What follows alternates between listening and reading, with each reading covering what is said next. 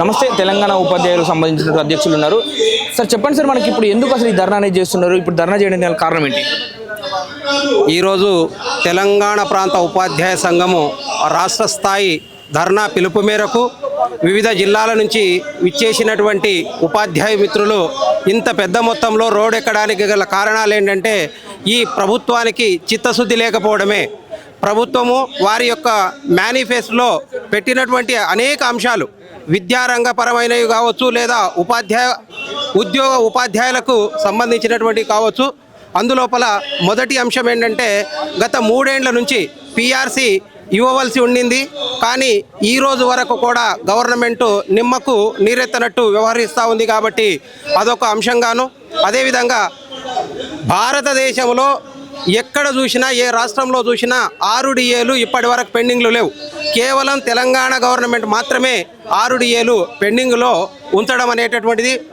ఇంకా అత్యంత ప్రతిష్టాత్మకమైనటువంటి అంశం ఏంటంటే ఇంకా అనతి కాలంలోనే సిపిఎస్ అనేటువంటి ఒక సంఘం ఉంది. ఆ సిపిఎస్ సంఘం కావచ్చు, మేము కూడా సిపిఎస్ బాధ్యునిగానే ఈరోజు ఈ ధర్నాలో రావడం అనేటువంటి జరిగింది. తెలంగాణ గవర్నమెంటు వారు ఎలక్షన్లో పోయినటువంటి సందర్భం లోపల సిపిఎస్ వారిని ఓపీఎస్లోకి తీసుకుంటాము, ఎక్కడైతే కాంగ్రెస్ పాలిత ప్రాంతాలైతే ఉన్నాయో, ఏ రాష్ట్రాలైతే ఉన్నాయో అక్కడ ఓపీఎస్ అమలు చేశారు. కాబట్టి మన రాష్ట్రంలో కూడా ఖచ్చితంగా అమలు చేస్తామని చెప్పేసి ఈరోజు ఉన్నటువంటి ముఖ్యమంత్రి గారు ఆ రోజు ప్రతిపక్ష నేతగా ఉన్నటువంటి సందర్భంలో అన్నారు. కానీ ఆ సిపిఎస్ విషయం లోపల ఎలాంటి హామీ ఇవ్వడం కానీ ఎక్కడ చర్చకు దారి తీయడం కానీ జరుగుతలేదు. కాబట్టి అదొక పెద్ద అంశం ఇక్కడ ధర్నా లోపల అని చెప్పేసి నా అభిప్రాయం వ్యక్తం చేస్తా ఉన్నాను. గవర్నమెంట్ రాగానే కావాల్సిన అన్ని 6 నెలలు చేస్తా అని చెప్పేసి సీఎం రేవంత్ రెడ్డి గారు మాటించడం జరిగింది. అంటే ఇప్పుడు ఏమంటున్నాడు అసలు? ఇప్పుడు అడిగితే అధికారులతో దగ్గరికి వెళ్తే ఏమంటున్నాడు అసలు? ప్రతిదానికి ఆర్థికపరమైనటువంటి అంశాలతో మాత్రమే ముడిపడి ఉన్నాయి, కానీ ఆర్థికపరమైనటువంటివే కాకుండా ఆర్థికంగా లేనటువంటి అంశాలు, అంటే గవర్నమెంట్కు ఎలాంటి భారం లేనటువంటి అంశాలు, ట్రాన్స్ఫర్స్ ఉన్నాయి, ప్రమోషన్స్ ఉన్నాయి. కేవలం వచ్చిన కొన్ని రోజుల్లోనే అంటే గవర్నమెంట్ కూడా పండిత పోస్టులు కానీ పీటీలకు కానీ అప్గ్రేడ్ చేసింది. అన్నీ చేయలేదని చెప్పేసి అంటలేం, కొన్ని విషయాల్లో చేసిండ్రు, ఫ్రెండ్లీ గవర్నమెంట్ అని చెప్పేసి అన్నారు. కానీ ఒక్కసారి ఇస్తేనే కాదు కదా, రిటైర్మెంట్ డైరెక్ట్గా ప్రమోషన్ లేకుండానే ఈరోజు రిటైర్మెంట్ పొందుతూ ఉన్నారు. 2003 డిఎస్సి వారికి పక్కనున్నటువంటి మన ఆంధ్రప్రదేశ్ రాష్ట్రమే ఓపీఎస్ను అమలు చేస్తూ ఉంది. కానీ మన రాష్ట్రం లోపల ఆ రాష్ట్రం నుంచి విడిపోయినటువంటి వాళ్ళమే మనం. అంటే ఈరోజు విడిపోవడమే మా నేరమా అనేటటువంటిది చాలామంది 2003 డిఎస్సి ఉపాధ్యాయులు కావచ్చు, ఉద్యోగస్తులు కావచ్చు చాలా ఆవేదనతో, అంటే విడిపోవడమే మేము చేసుకున్నటువంటి శాపమా అని చెప్పేసి బాధపడతా ఉన్నారు. కాబట్టి అదొక అంశంగాను.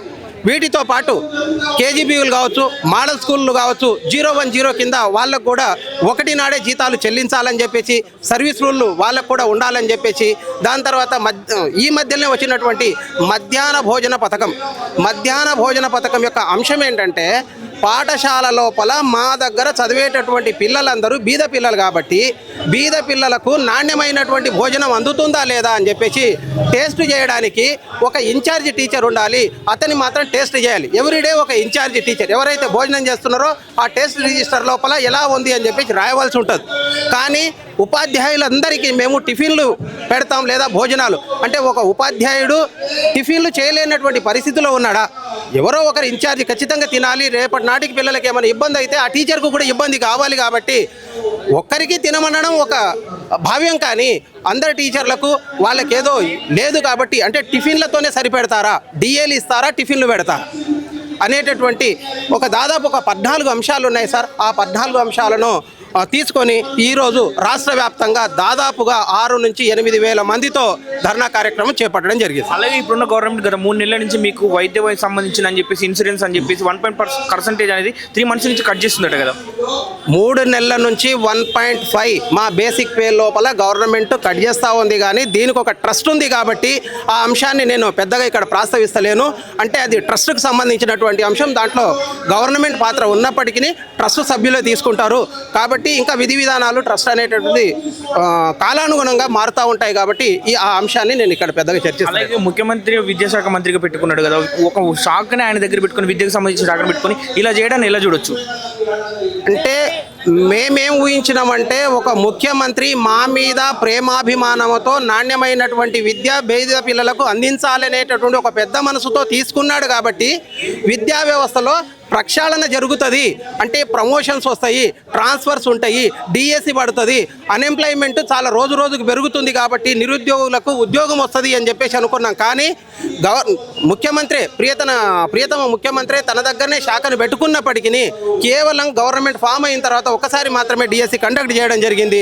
దాదాపు ప్రతి నెల అంటే ఒక సంవత్సరం లోపల 10,000 పోస్టులు ఉపాధ్యాయ పోస్టులు ఖాళీలు ఉన్నాయి, రిటైర్మెంట్ అవుతా ఉన్నారు. కానీ ఈ మధ్యలో ఏమైనా డిఎస్సి వేస్తారా అంటే వేసేటటువంటి ఆనవాళ్ళు అయితే కనిపిస్తలేవు. కాబట్టి ముఖ్యమంత్రి గారు ఖచ్చితంగా విద్యా వ్యవస్థ బాగుపడాలనుకుంటే పర్యవేక్షణ అధికారులు కావాలి. పర్యవేక్షణ కొరవైనటువంటి సందర్భం లోపల విద్యా వ్యవస్థ కూడా కుంటుపడేటటువంటి ఆస్కారం ఉంది. జీవో నంబర్ 25 ప్రకారము ఏం చేస్తూ ఉన్నారంటే వర్క్ అడ్జస్ట్మెంట్ కింద ఉపాధ్యాయులను ఎక్కడైతే స్ట్రెంత్ ఎక్కడుందో అక్కడ ఉపాధ్యాయులను తీసుకోవడం జరుగుతుంది. కానీ అది చేయడం వల్ల మారుమూల గ్రామాల్లో కావచ్చు, తండా వాతావరణంలో కావచ్చు, ఎక్కడైతే బీద విద్యార్థులు ఉంటారో వాళ్లకు విద్యను అందేటటువంటి పరిస్థితి కరువయ్యేటటువంటి ఆస్కారం ఉంది. కాబట్టి ఖచ్చితంగా తండాలో బడిలను పెడుతూ 10 మందికే ఒక టీచర్ను ఇవ్వాలని చెప్పేసి ప్రభుత్వానికి డిమాండ్ చేస్తూ ఉన్నాం సార్. అలాగే ఇప్పుడు మీకు ఈ సిపిఎస్ అయితే ఇప్పుడు 6 డిమాండ్లు అయితే డిమాండ్లు కనుక చేయకపోతే నెక్స్ట్ మీ కార్యాచరణ ఏంటి? ఖచ్చితంగా నిరాహార దీక్షకు పూనుకుంటాం సార్. అంటే కేవలం తపస్సు ఒకటే కాదు, తపస్సుతో పాటు ఈరోజు వివిధ సంఘాలకు మేల్కొల్పడానికి కూడా ప్రభుత్వానికే కాదు మిగిలిన సంఘాలకి మేల్కొలుపుతా ఉన్నాం. ఒక్క సంఘం నుంచి కానటువంటి సందర్భం లోపల అనేక సంఘాలు, ఉపాధ్యాయ సంఘాలు జేఏసీగా ఏర్పడి ఇదే ఇందిరా పార్కు లోపల పెద్ద మొత్తంలో ధర్నా చేసి ప్రభుత్వాన్ని స్తంభింపజేసి ఖచ్చితంగా మాకు రావాల్సినటువంటి డిమాండ్స్ అన్నీ నెరవేర్చుకుంటామని చెప్పేసి గట్టిగా విశ్వాసం చేయగలుగుతున్నాం సార్.